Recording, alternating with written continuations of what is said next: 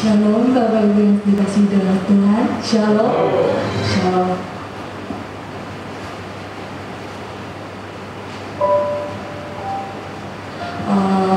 Bersyukur buat hari yang Tuhan telah berikan bagi kami, dari kita untuk bisa hadir di tempat ini untuk memuji dan menyembah Tuhan. Mari Bapak Ibu semua kami ajak untuk bangkit berdiri dan mari kita menyanyikan sebuah lagu Ku Mendengar dalam Kuasa Dia. Dalam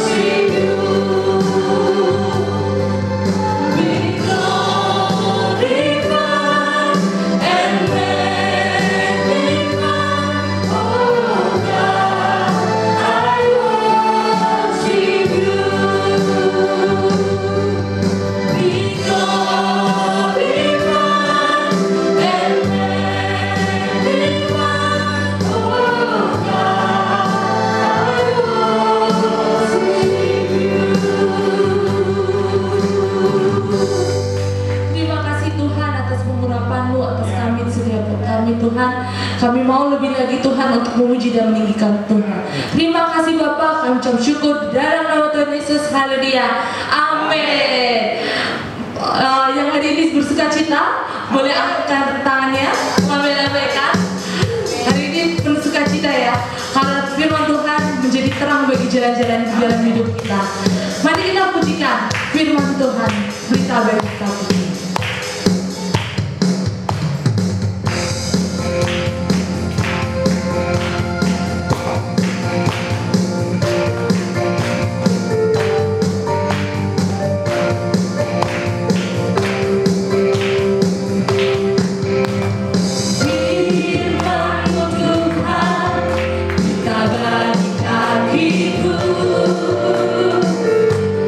Janjimu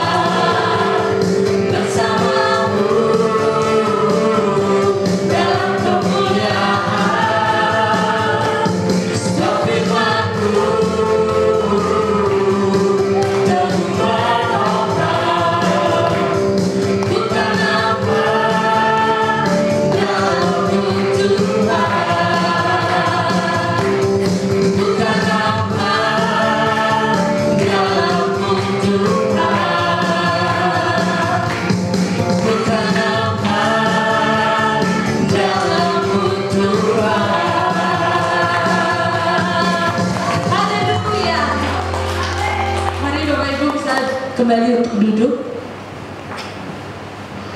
Mari kita siapkan hati kita untuk mendengarkan firman Tuhan.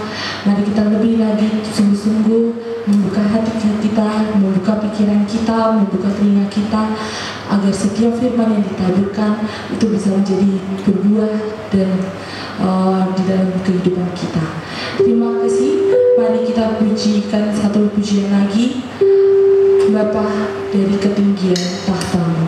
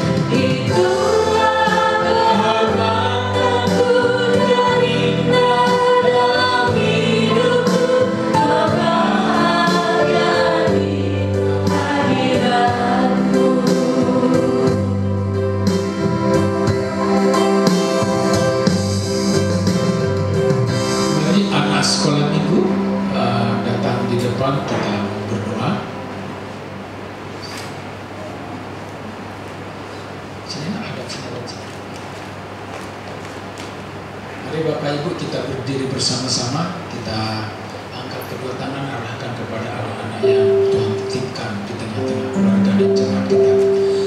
Bapa di surga, kami berdoa untuk anak-anak kekasih yang Tuhan titipkan dalam keluarga kami dan juga Tuhan titipkan di gereja-Mu di tempat ini. Oleh karena itu Bapa, kami bertanggung jawab mengajar dan mendidik anak-anak ini di jalan-jalan Tuhan, supaya ketika mereka nanti kelak menjadi dewasa, mereka menjadi anak kebanggaan bagi keluarga karena memuliakan Tuhan lewat hidup mereka. Oleh karena itu Tuhan berkati hidup mereka, berkati guru yang akan mengajar, beri hikmat bijaksana, urapan dan pertolongan dari Tuhan untuk menjadi berkat bagi anak-anak ini. Dalam nama Tuhan Yesus, kami percayakan anak-anak ini dan masa depan mereka. Kami tahu Tuhan punya rencana yang indah dalam setiap hidup mereka. Ini doa kami naikkan kepadamu dalam nama Tuhan Yesus. Haleluya, amin. Silakan duduk Bapak Ibu.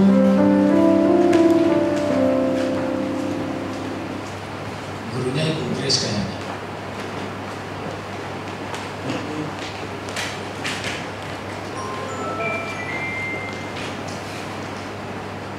Ya, hari ini kita belajar tentang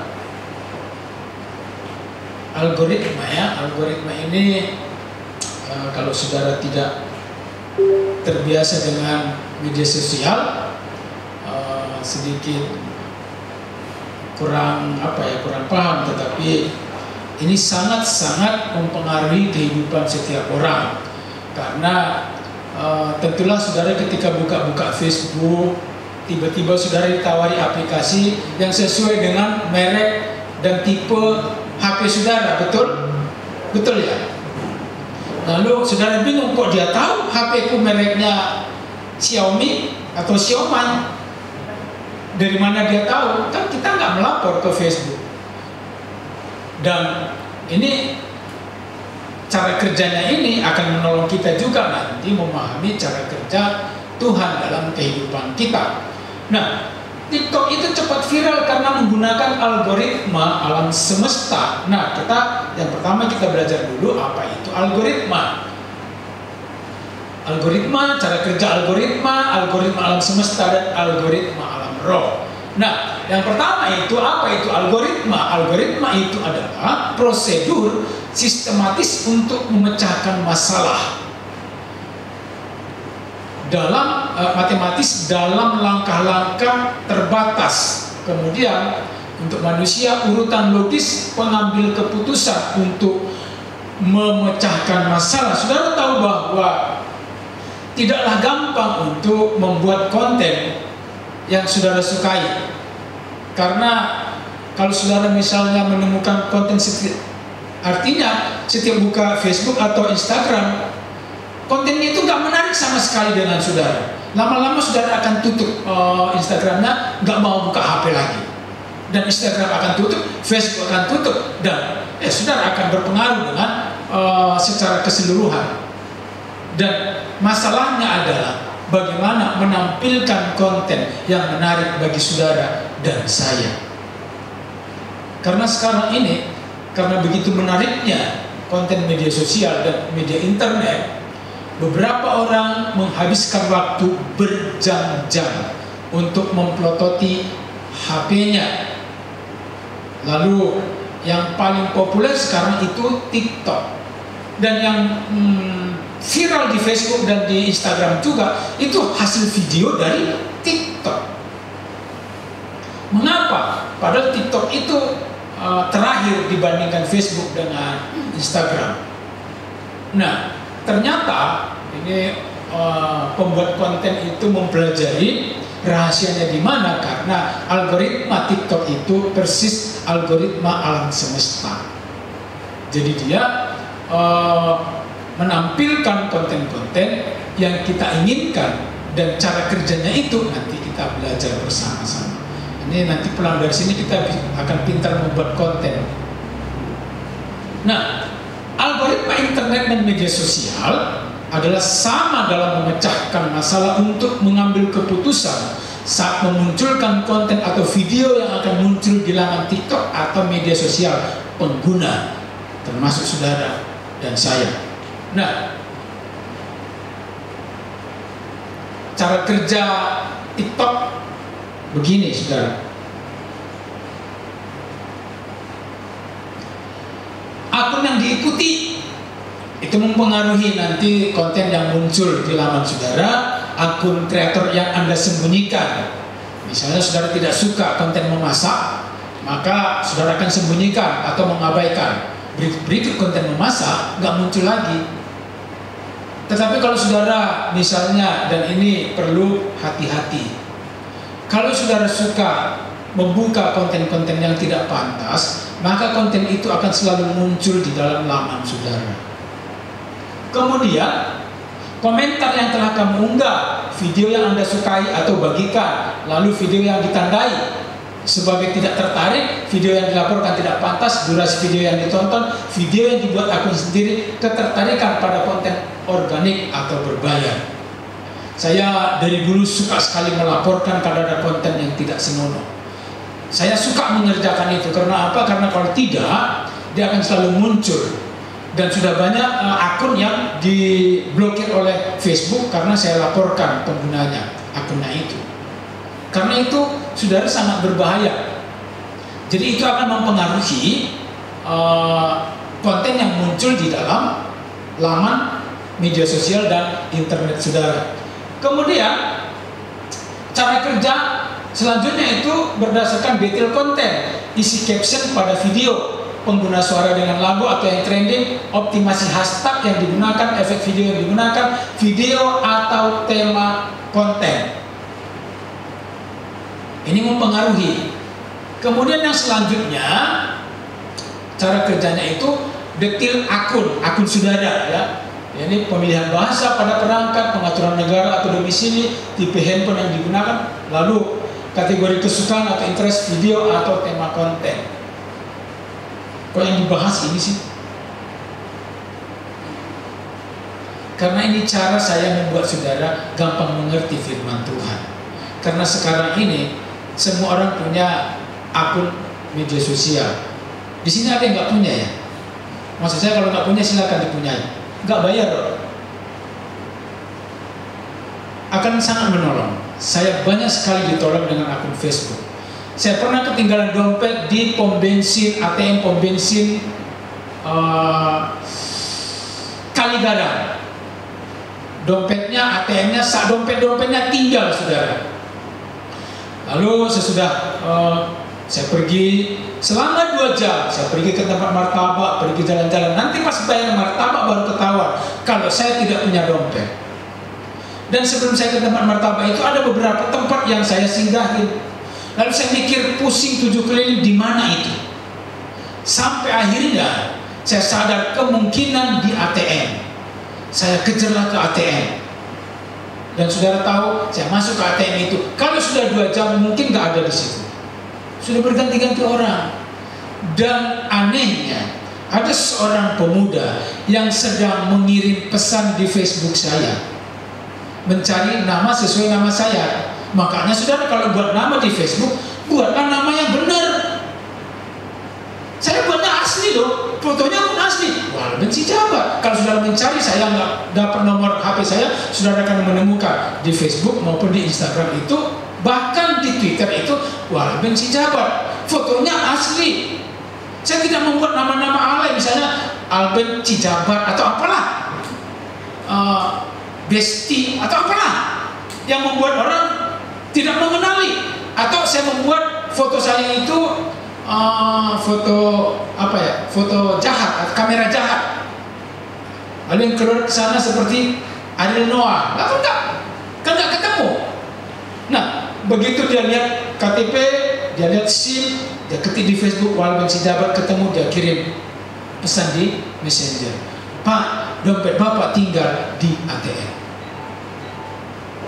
Jadi waktu saya datang ke situ, saya lihat dia sedang nyari-nyari, lalu dilihat saya. Lihat saya, Pak Walben ya, saudara tahu? Langsung dia kenal saya. Kenapa? Dia sudah 1 jam stalking Facebook saya. Nama saya, istri saya, anak-anak saya, dia udah hafal. Ada bahayanya ada, tapi ada untungnya ada, tergantung saudara mau menggunakan seperti apa. Lalu dikasihnya lah dompetnya, lalu dia begini, coba Pak diperiksa. Saudara, saya tidak mungkin memeriksa. Itu tidak sopan bagi saya. Kenapa? Karena kalau dia mau ngambil, ambil aja. Dan saya tidak berhak untuk memeriksa itu. Saya bilang begini, udah saya percaya. Saya keluarkan beberapa lembar, mau kasih untuk, katakanlah, ucapan terima kasih. Lalu dia bilang, udah Pak, nggak usah.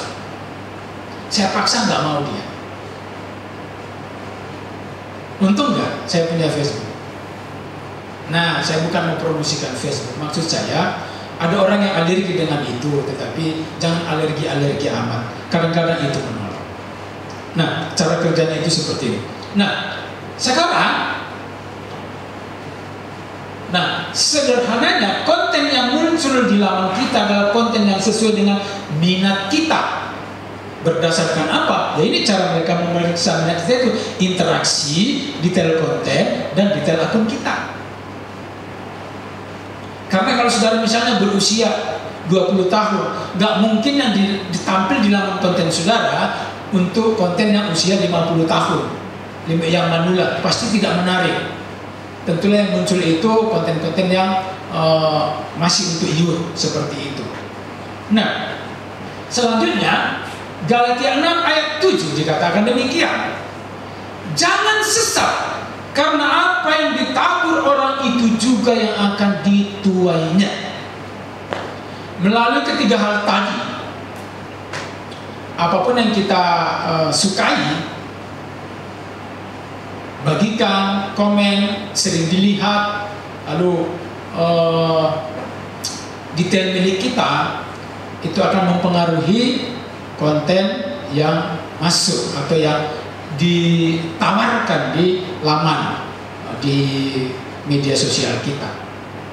Tetapi jangan sesat, apapun yang kita tabur itu yang kita tuai.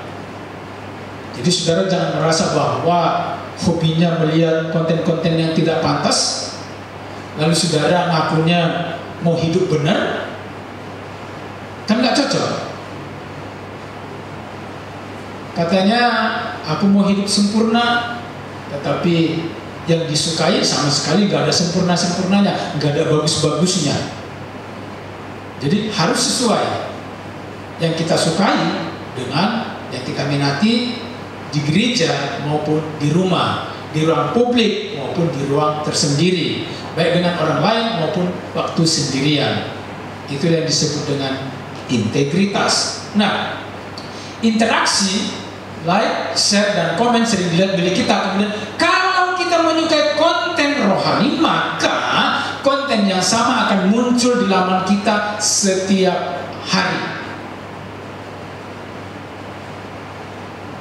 Nanti apa hubungannya dengan khotbah hari ini? Kita akan melihatnya. Nah, ini kita mulai dengan algoritma alam roh. Yohanes 1 Yohanes 4 ayat 1 sampai 6. Saya ajak kita membacanya. Bapak Ibu membaca yang teks berwarna kuning ya, biar sedikit bacanya, biar saya yang banyak-banyak.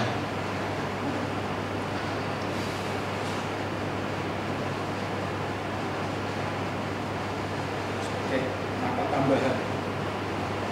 1 Yohanes 4 ayat 1 sampai 6, demikian bunyi firman Tuhan. Saudara-saudaraku yang kekasih, janganlah percaya akan setiap roh, tetapi ujilah roh-roh itu, apakah mereka berasal dari Allah, sebab banyak nabi-nabi palsu yang telah muncul dan pergi ke seluruh dunia.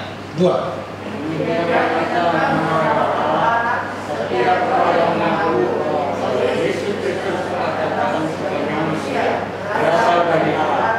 Dan setiap roh yang tidak mengaku Yesus tidak berasal dari Allah. Roh itu adalah roh antikristus, dan tentang dia telah kamu dengar bahwa ia akan datang, dan sekarang ini ia sudah ada di dalam dunia.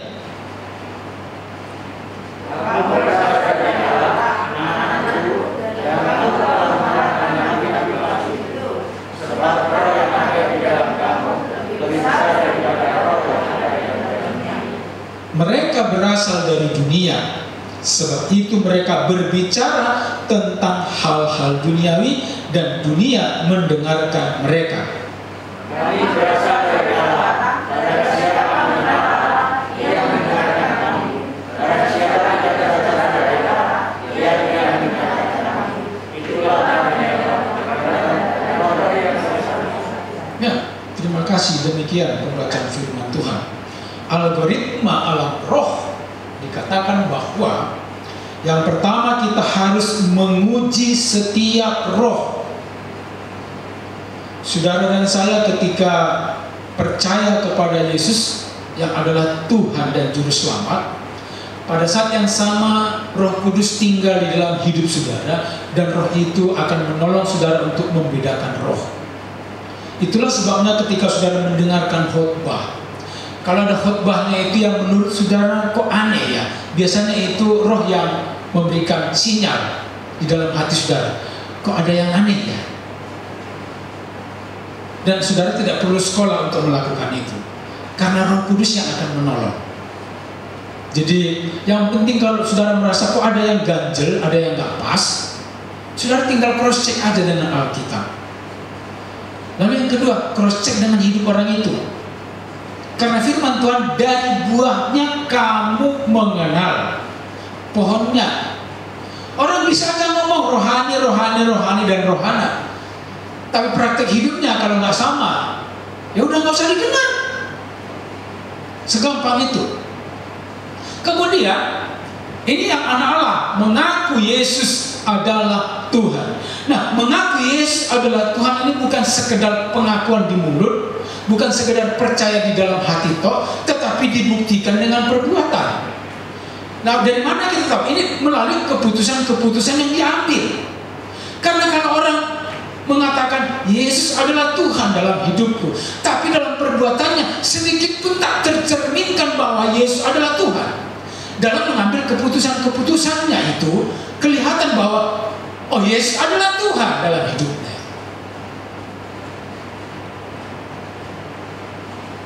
Dalam tingkah laku seseorang akan kelihatan apakah Yesus adalah Tuhan dalam hidupnya atau tidak.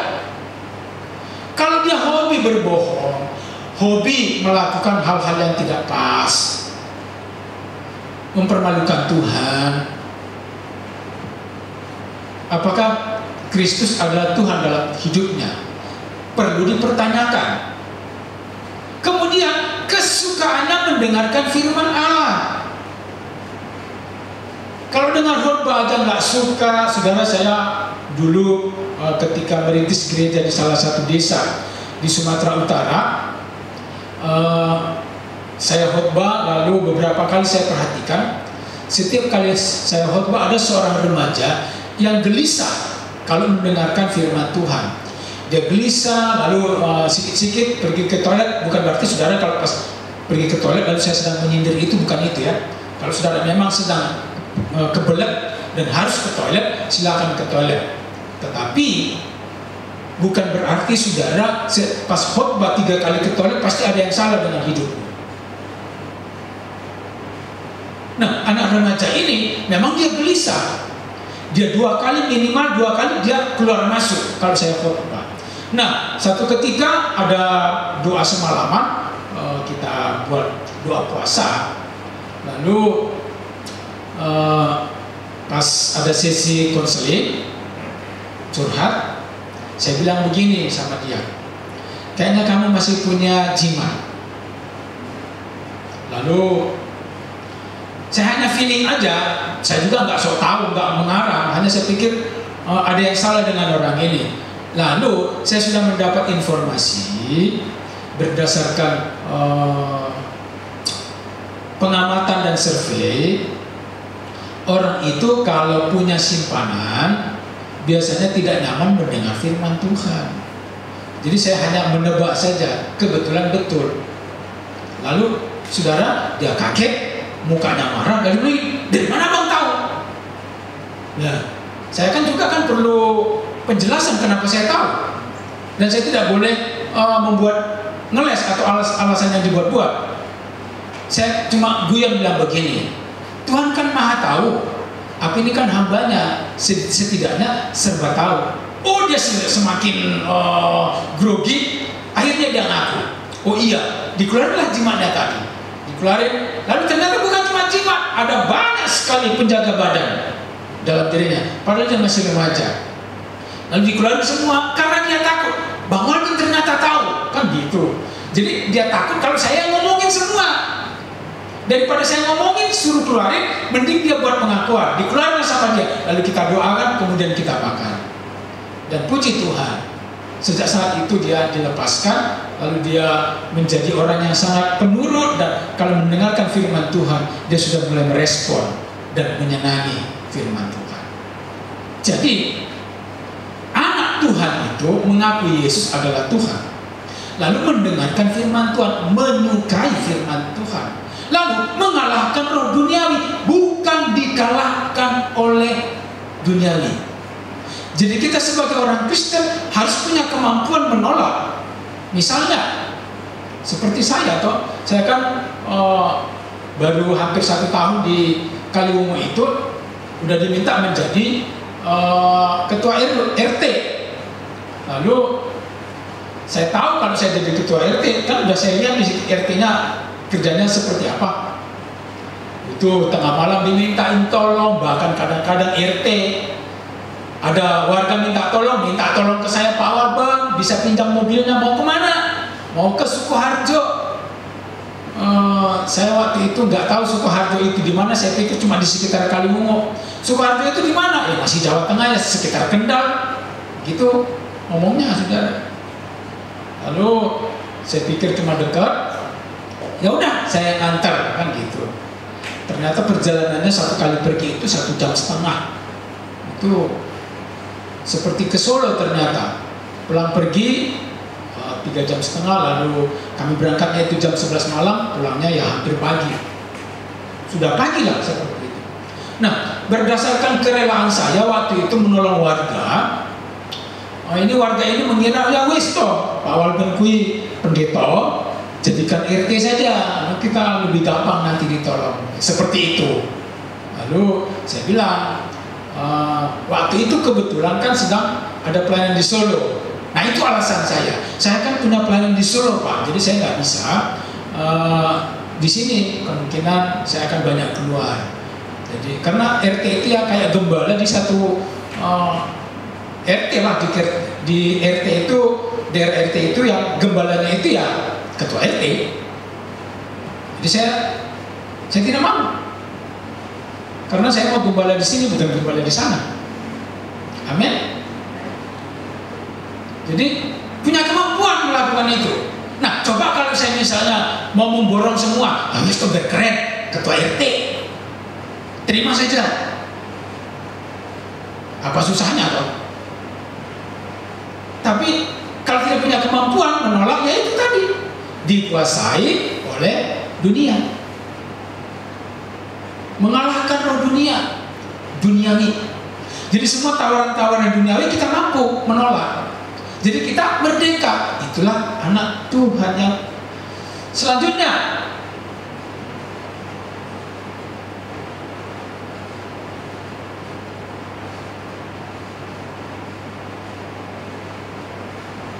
Mas Anjas, help. Kelewatan ya. Kelewatan tadi. Ini anak dunia. Anak dunia begini, tidak mengaku Yesus adalah Tuhan. Mungkin mulutnya mengaku, mungkin KTP-nya tetap Kristen, tetapi kelakuannya sama sekali nggak ada Tuhan Yesusnya. Berbicara hal-hal duniawi, semua yang berbau duniawi dia suka, hobi, bahkan bela-belain. Kemudian tersesat dan menyesatkan. Ini udah dia tersesat, mengajak orang untuk tersesat. Ini kumpulan pencemooh.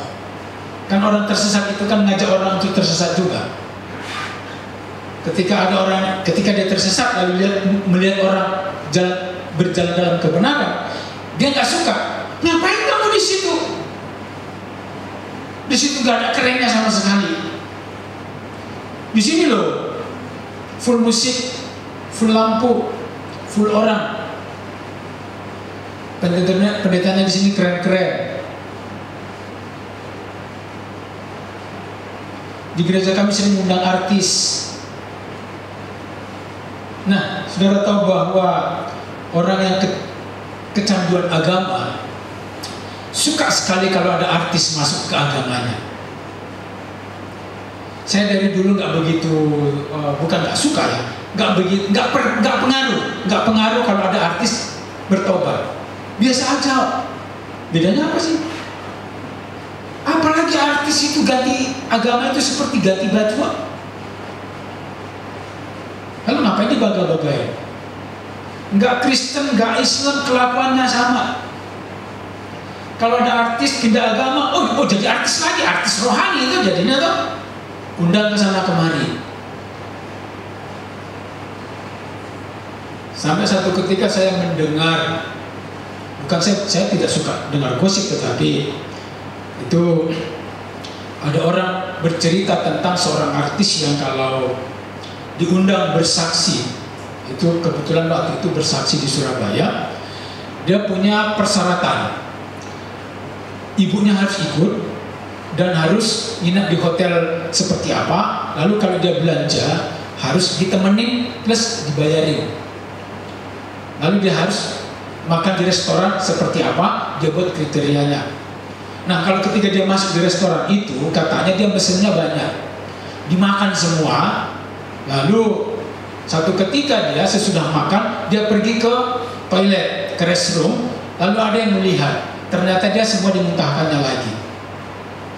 Karena kan artis kan begitu, suka makan nggak mau gemuk, kan gitu toh? Suka makan nggak mau gemuk, itu kan cita-cita para artis dan ibu-ibu yang kepingin jadi artis. Nah, menurut saudara itu benar nggak kelakuannya itu? Makan lalu dimuntahkan. Dan itu kelakuan seperti itu terjadi di jemaat Roma zaman dulu. Di zaman Roma itu ada satu kebiasaan, orang-orang kaya itu kalau bikin pesta, mereka makan lalu minum anggur dan seterusnya. Sesudah kekenyangan, ada satu tempat atau satu bilik yang disediakan untuk memuntahkan kembali. Sesudah dimuntahkan kembali, kan kosong perutnya. Udah kosong perutnya, kembali makan lagi.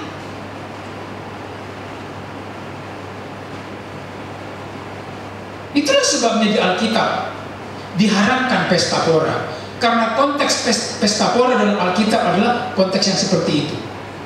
Jadi bukan berarti kita nggak boleh pesta, boleh, tetapi pesta yang normal, makan seperlunya, makan yang penting ada batasnya, kenyang. Jangan sampai udah makan terus, minum lagi Coca-Cola, udah bunyi-bunyi tetap makan terus, itu yang namanya kelewatan.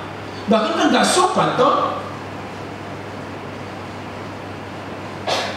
Kitab Amsal berkata, kalau kau pergi diundang makan, kalau nafsumu besar, tanam pisau di lehermu.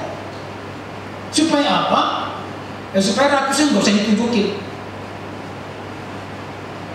Cuman kan nggak mungkin saudara sambil makan sambil pegang-pegang pisau di leher. Bukan itu. Maksudnya kuasailah diri. Sama, toh tadi mengalahkan roh duniawi. Kan langsung beda toh. Anak Tuhan dengan anak hantu pasti beda. Nah, ini yang membuat saudara, orang-orang yang tidak menyukai Tuhan, nggak suka firman Tuhan yang murni. Itulah sebabnya banyak gereja juga bukan menyampaikan firman Tuhan yang murni, menyampaikan ide-ide motivator. Hai, kamu berhasil, diberkati. Ya senang orang. Orang cuma datang ke gereja cuma mengatakan amin, insya Allah, amin. Karena apa? Yang diteriaki berkat, sukses, hebat, makmur, gendut-gendut, itu yang diteriaki dari mimbar. Jadi semua pendengar ini senang. Kerjanya apa? Cuma amin. pas diberkati, oh terima. Kerjanya cuma gitu. Nah yang begini ada nggak dalam Alkitab? Nggak ada. Itu kerjanya Mario Teguh dan kawan-kawannya.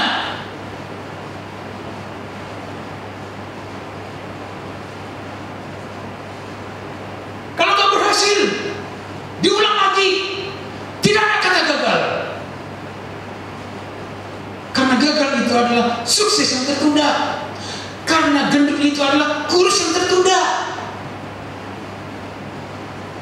Karena berdosa itu adalah kudus yang tertunda.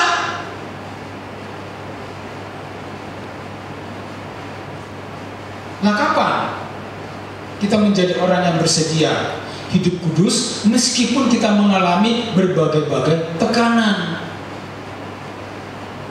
Itulah sebabnya orang Kristen, saudara, sekarang hobi pindah gereja. Kenapa? Tersinggung di sini, lompat ke sana. Tersinggung di sana, lompat ke sini. Tersinggung di sini, lompat ke sana. Kenapa? Dia mencari gereja yang sesuai dengan seleranya.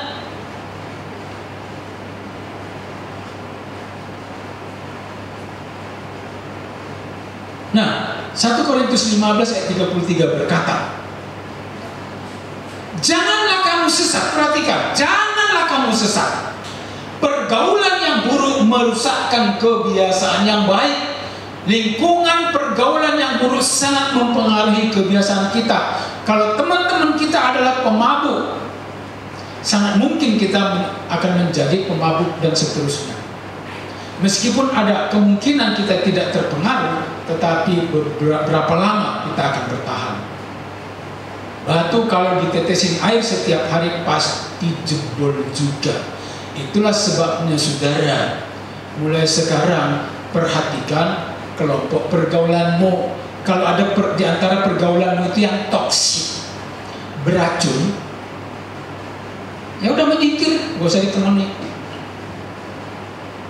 Karena kalau saudara tetap bergaul dengan dia, maka saudara akan nanti terbiasa dan terpengaruh. Jadi jangan sesat.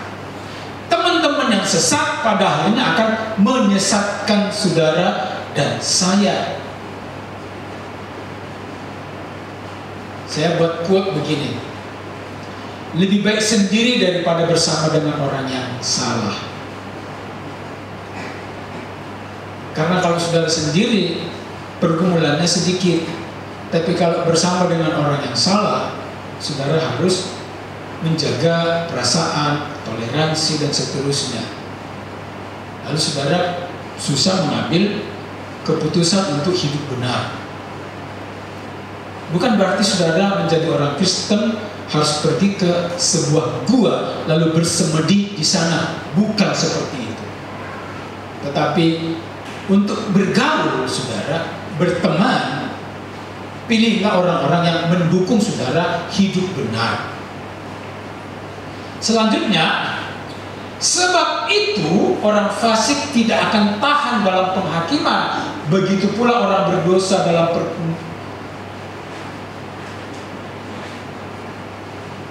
sebab itu orang fasik tidak akan tahan dalam penghakiman. Begitu pula orang berdosa dalam perkumpulan orang benar.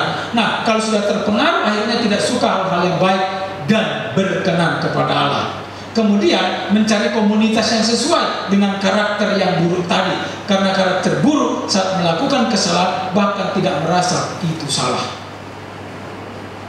Jadi saudara, kita harus hati-hati.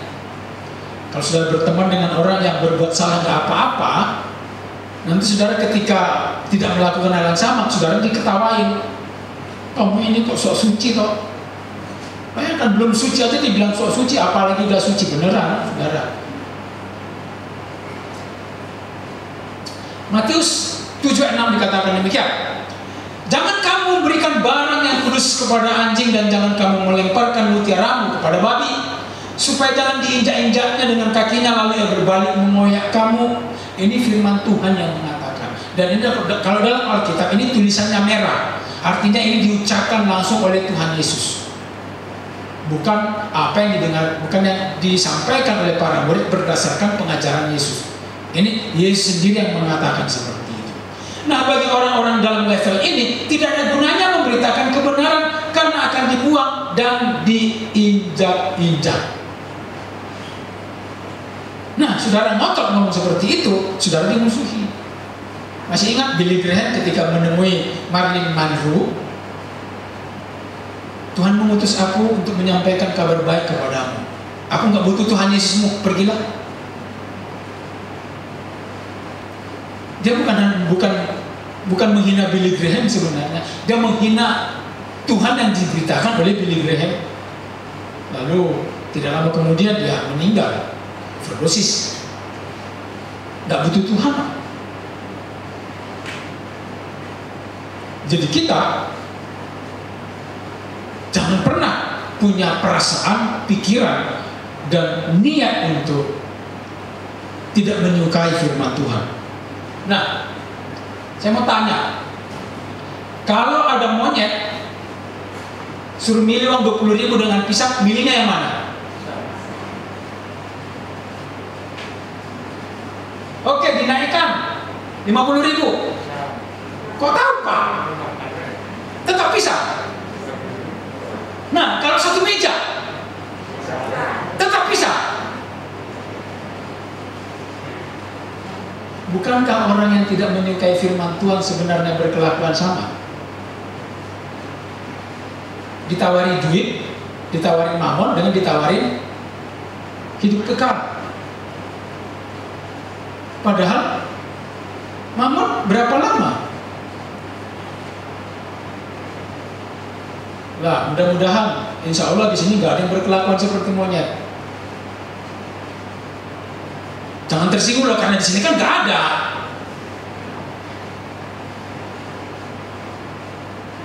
Cuma monyet yang pilih pisang dibanding uang satu meja. Karena monyet nggak tahu ini uang satu meja bisa beli kebun pisang. Dia cuma lihat ini gambar pisang yang menarik. Kita aja pun ini menarik sebenarnya, bisa dijadikan pisang hijau loh. Kalau direbus ini kan enak ini. Cuma kita kan bisa membedakan mana ini sama ini sama ini. Bisa lah. Mas Jojo, pilihin atau ini? Pilih pisang atau uang?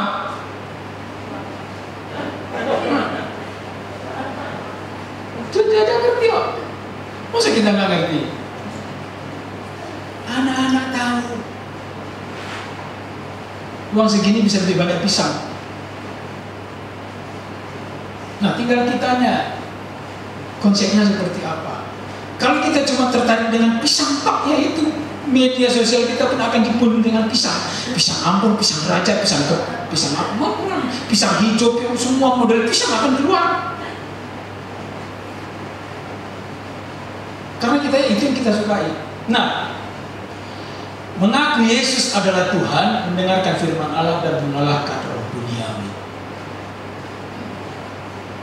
Jadi sebenarnya kalau kita menyukai hal-hal yang rohani, itu akan menuntut selera kita, kerinduan kita, harapan kita. Pas kita bangun, kemana pikirannya itu langsung terarah. Karena apa? Algoritmanya seperti itu. Alam ini sebenarnya pun akan mendukung saudara kalau saudara sudah memilih. Amin. Amin. Jadi tergantung kita memilihnya kemana. Kalau pilihan-pilihan kita memang kita pilihkan kepada yang berkualitas, maka semua yang berkualitas akan datang. Tapi kalau saudara memutuskan untuk memilih pisang, ya udah, semua jenis pisang akan berseliweran di dalam dan menantang, bahkan menggoda saudara. Ya, saya berharap saudara dan saya tidak tergoda dengan pisang.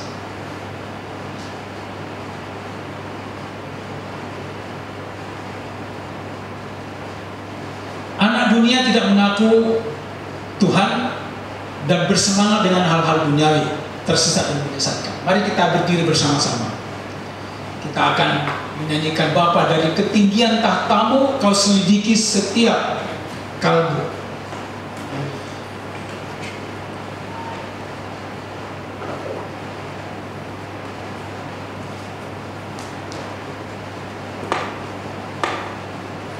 Mari kita angkat pujian ini sebagai ungkapan hati kita.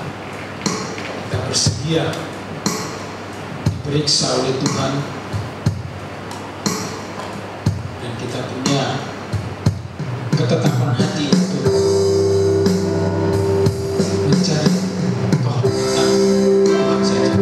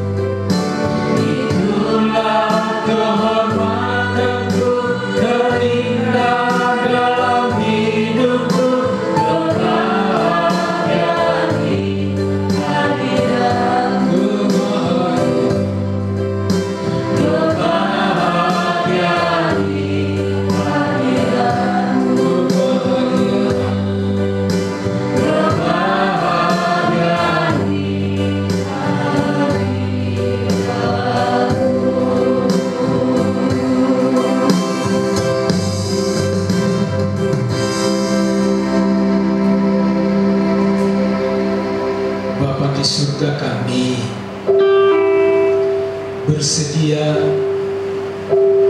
memilih Tuhan dan hidup kudus, mengejar keserupaan dengan Kristus, sehingga kami menjadi orang-orang yang mengalahkan keduniawian, dan kami menjadi pemenang dalam setiap keputusan-keputusan yang kami ambil di dalam kehidupan kami setiap hari. Karena kami tahu bahwa hidup kami singkat dan hanya sebentar. Jadi kami perlu mempersiapkan manusia batiniah kami semakin serupa dengan Kristus, supaya ketika nanti kami pulang ke rumah Bapa, Tuhan berkata, inilah anak yang kukasihi, dan kepadanya lah aku berkenan. Terima kasih Bapa, terima kasih.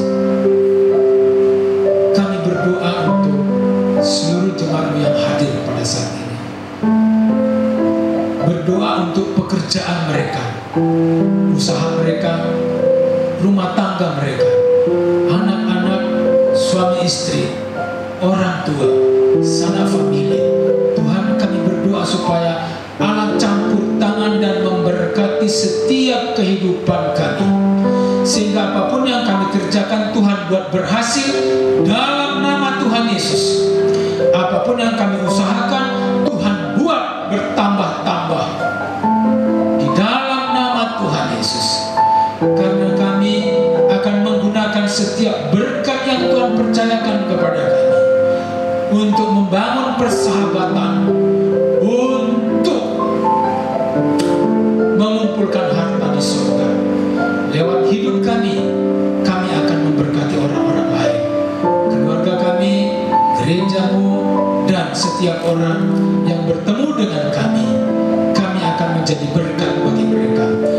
Melalui perbuatan kami, ucapan kami, tingkah laku kami, bahkan apapun yang bisa kami berikan untuk membantu sesama kami. Terima kasih banyak Bapa di surga.